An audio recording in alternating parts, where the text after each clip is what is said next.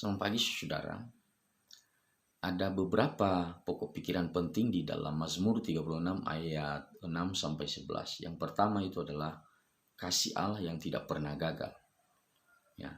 Atau kalau di dalam beberapa tafsiran itu dikatakan bahwa itu adalah kasih Allah yang merupakan covenant. Ya, covenant ini artinya janji. Janji itu harus ditepati dan Allah itu sudah mengerjakannya. Ya.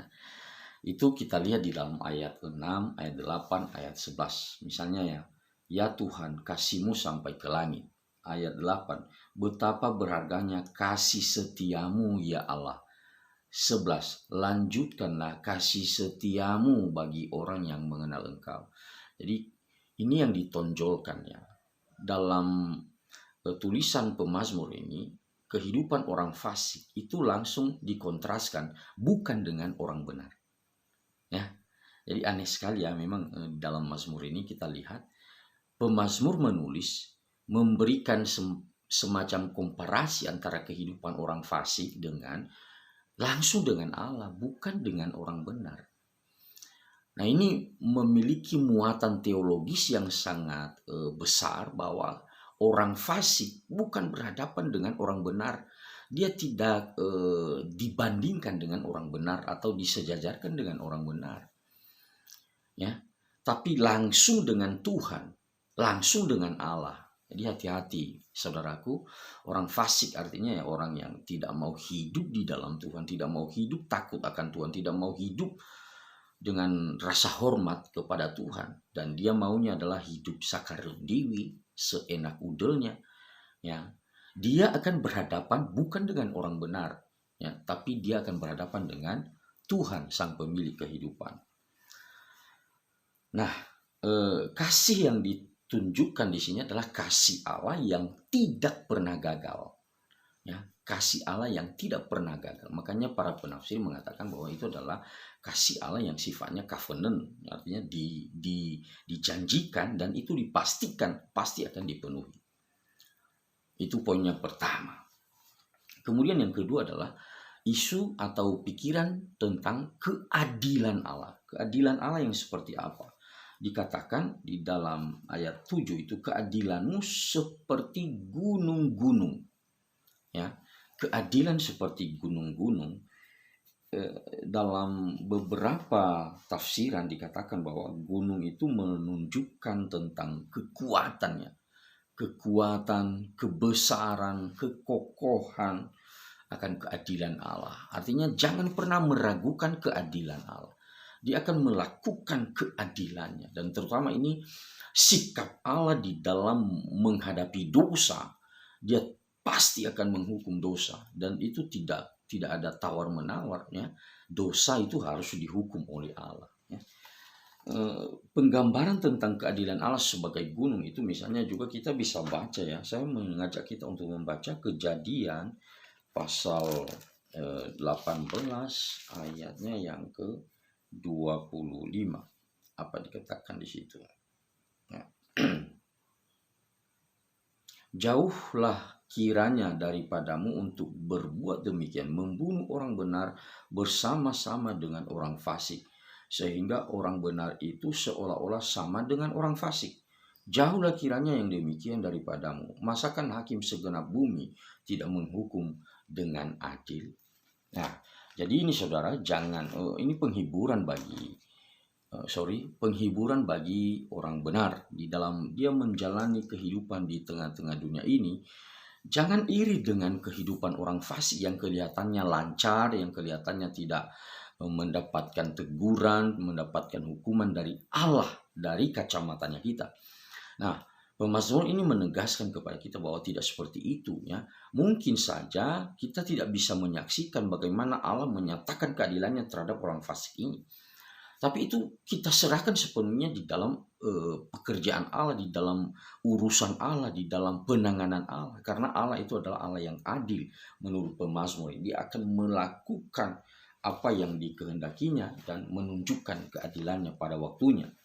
Nah, jadi penghiburan ini bagi kehidupan orang-orang fasik. Nah, tentunya kita tahu ya pemazmur ini diklaim sebagai Daud. Nah, kita melihat di situ bahwa orang-orang fasik itu mengelilingi Daud, dan itu tidak jauh-jauh ya, bukan orang yang terlalu jauh ya, termasuk orang-orang yang ada di lingkungan keluarganya ya. Selain daripada Saul yang terus marah kepadanya, juga ada anaknya ya, Absalom, yang memusuhi juga ayahnya ya. Jadi Daud ini dikelilingi oleh orang-orang fasik itu, dan Daud tidak pernah berinisiatif untuk memberikan pembalasan kepada mereka ya. Lihat bagaimana Daud bersikap kepada Saul. Meskipun Daud punya beberapa kesempatan untuk membunuh Saul, tapi dia tidak kerjakan. Karena apa? Di dalam pikiran Daud itu keadilan itu adalah milik Allah. Saya tidak mau ambil bagian di dalam mengambil haknya Allah. Itu Allah itu yang bekerja berhadapan dengan orang fasik. Jadi ada dua hal yang sudah saya singgung ya, kasih setia Tuhan, kemudian keadilan Allah ya, yang digambarkan seperti gunung-gunung yang kokoh, yang kuat, yang tidak berubah. Dia pasti akan melakukan ya, apa yang menjadi keadilannya. Kemudian yang ketiga, hukum ya, isu atau pokok pikiran tentang hukum Allah. Hukummu, ayat 7, hukummu bagaikan samudra raya yang hebat ya. Hukum samudra itu mengenai, jadi gunung dan samudra ya, keadilan dan hukum Allah itu digambarkan sebagai gunung dan samudra. Ini mewakili ya, gunung mewakili tentang kekokohan, dan samudra itu mewakili tentang kedalaman ya. Kedalaman samudra itu, hukum-hukum Allah itu begitu dalam ya. Tidak ada istilahnya, tidak hanya dibatasi dalam ruang yang bisa kita lihat, kita saksikan ya. Kedalaman samudra itu sulit untuk kita ukur karena begitu dalam ya. Digambarkan ya, keadilan dan hukum Allah itu seperti itu ya. Secara khusus di sini adalah hukum Allah yang digambarkan seperti samudra. Jadi samudra ya, itu lambang tentang kedalaman, tak ada batasnya ya. Otak kita manusia ya, pikiran kita manusia ini sudah dibatasi, ada batasannya. Dan hukumnya Allah itu dikatakan seperti samudra. Samudra tidak pernah kita pahami secara tuntas sejauh mana kedalamannya, dan itu digambarkan seperti hukumnya Allah yang begitu dalam. Itu meresap ya, mempengaruhi seluruh kehidupan umat manusia dimanapun berada. Jadi tidak ada batasnya. Ini bukan soal pembatasan ya.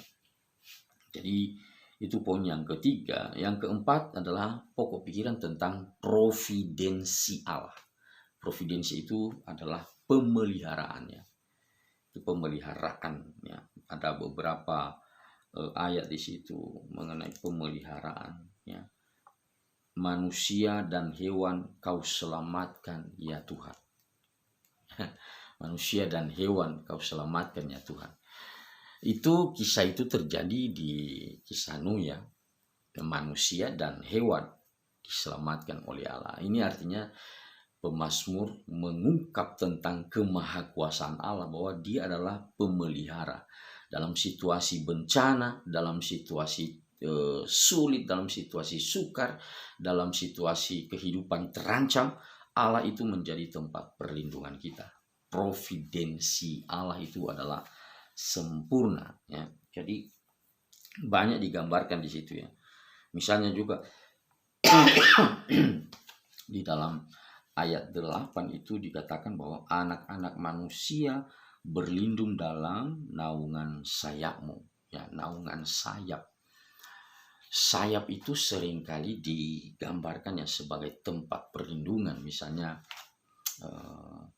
kayak anak ayam ya, anak ayam yang berlindung di balik sayap induknya ya. Saya mengajak kita untuk melihat misalnya ya, ini bukti bahwa sayap itu seringkali digambarkan sebagai bukti perlindungan Allah. Misalnya di dalam Matius pasal 23 ayatnya yang ke-37 ya. Matius 23 ayat 37. Misalnya saya bacakan ya ayat 37 itu. Yerusalem, Yerusalem, engkau yang membunuh nabi-nabi dan melempari dengan batu orang-orang yang diutus kepadamu. Berkali-kali aku rindu mengumpulkan anak-anakmu sama seperti induk ayam mengumpulkan anak-anaknya di bawah sayapnya, tetapi kamu tidak mau. Ya, itu Yesus ya. Yesus yang ungkapkan itu ya, bahwa gambarannya seperti induk ayam yang mengumpulkan anak-anaknya di bawah kepak sayapnya, demikian pula dengan Allah ya, Allah yang sebenarnya mengumpulkan, ingin untuk meraih anak-anaknya, mengumpulkan anak-anaknya di bawah pemeliharaannya, pimpinannya. Tapi dikatakan di situ bahwa kamu tidak mau ya, dipanggil ya, di kayak induk ayam itu ya, di kotek-kotek ya. Sorry, saya sulit untuk membahasakan itu. Di dipanggilnya ya, seperti kalau misalnya ada makanan di situ ya, ada beras, lalu dia panggil anak-anaknya. Tak tak tak tak tak tak. Nah, jadi di kepak-kepaknya sayapnya itu nanti anak-anaknya itu, kalau misalnya kayak ada makanan seperti itu diberi makan oleh induknya. Lalu kalau ada hujan ya, ada badai, ada cuaca yang tidak baik, itu induk ayam itu melebarkan sayapnya dan anak-anaknya masuk ke dalam sayapnya lalu ditutupinya. Ya, itu gambarannya, diberi gambaran oleh pemazmur tentang kasih setia Allah, providensi pemeliharaan Allah, seperti induk ayam yang melindungi anak-anaknya di bawah kepak sayapnya. Dan Allah itu sifatnya itu digambarkan seperti itu. Kita juga itu di bawah kepak sayapnya Tuhan. Jadi dia mau kita ada di dalam pertolongannya, perlindungannya. Maka jangan menjadi orang fasik. Orang fasik tidak akan masuk di dalam kepak sayapnya Allah, tapi itu akan di luar untuk mengalami hukum dan keadilan Allah ya. Jadi manifestasi daripada kemurahan, kebaikan Tuhan itu banyak kali disinggung di dalam Mazmur ini ya. Ya, kita lihat misalnya kata-katanya di situ. Ayatnya yang ke-9. Engkau mengenyangkan dirinya dengan lemak di rumahmu. Engkau memberi mereka minum dari sungai kesenanganmu. Ya. Jadi ini apa saudara ya, mengenai isu tentang lemak di situ, atau kata lemak di situ sebenarnya bukan lemak yang dalam pengertiannya kita ya, lemaknya babi yang disediakan atau menjadi makanan ya. Itu penggambaran ya, namanya Mazmur yang tergolong dalam sastra puisi ya. Itu menggunakan isu-isu tertentu itu untuk menggambarkan ya pengontrasan atau tentang kejelasan ya. Jadi lemak di situ sebenarnya diartikan sebagai rich food ya, atau makanan yang kaya ya. Jadi bukan lemak, benar-benar lemak yang disediakan untuk orang-orang yang yang dikasih oleh Allah, lalu lemak yang diberi. Jadi jangan ada dalam pengertian kita bahwa kok Allah kasih lemak itu kan bisa bikin kolesterol ya, bikin sakit justru. Lalu kenapa dikatakan sih itu tentang makanan yang kaya, makanan yang mahal ya, makanan yang berbobot ya artinya ya. Jadi itu tentang sebenarnya itu olive oil ya, maksudnya minyak zaitun ya, yang ada gambarannya seperti itu ya. Jadi itu sebenarnya artinya adalah rich food, makanan yang kaya, yang bagus, yang mahal ya. Jadi Tuhan akan sediakan itu ya. Kemudian yang kedua di dalam ayat 9 itu ada kepuasan ya, isu atau pikiran tentang kepuasan kalau kita di dalam Tuhan. Engkau memberi mereka minum dari sungai kesenanganmu. Sungai kesenangan itu artinya ada kekuatan, ada kesenangan, ada sukacita, ada kepuasan ya. Jadi Sekali lagi, kepuasan di dalam Tuhan itu menjadi milik orang-orang yang dikasihinya. Dan ayat yang ke-10, sebab padamu ada sumber hayat dan di dalam terangmu kami melihat terang. Ya. Ada hayat itu hidup ya, ada hidup dan ada terang. Di dalam Tuhan itu ada kehidupan dan ada terang. Ya, lain dengan orang fasik yang adalah kematian dan kegelapan. Nah, orang yang benar di dalam Tuhan, di dalam kepak sayapnya Tuhan, itu akan mengalami kehidupan, hayat, dan terang daripada Allah. Ya. Kehidupan yang ada di dalam hayat dan terang tentunya adalah kehidupan yang kita harapkan. Karena terangnya Tuhan, hidup yang dianugerahkan Tuhan, itu sifatnya adalah kekal adanya. Maukah kita untuk hidup di dalam Tuhan dan di dalam kasih setianya? Jangan menjadi seperti orang fasik.